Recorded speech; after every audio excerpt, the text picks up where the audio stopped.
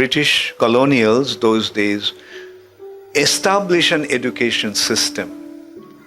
And that education system totally undermined the Indian education system and Indian wisdom. They actually made everybody believe, oh, these are all not true.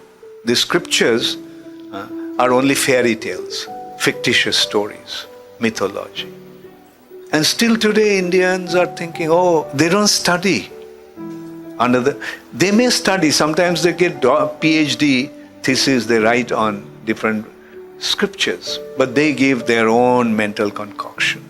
That's why it's so important that we study under the guidance of a qualified teacher. This point is coming up time and time again, that although we may have read Bhagavad Gita, although we may have different scriptures, but we didn't really understand until we came across Srila Prabhupada's books.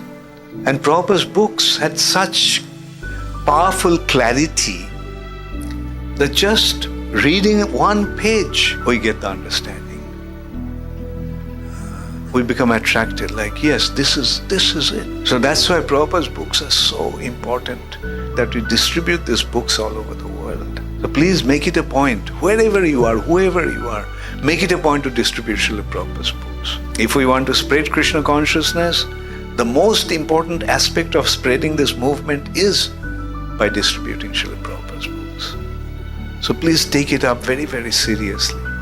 Read Prabhupada's books yourselves, distribute Prabhupada's books, and make others read those books. Help them.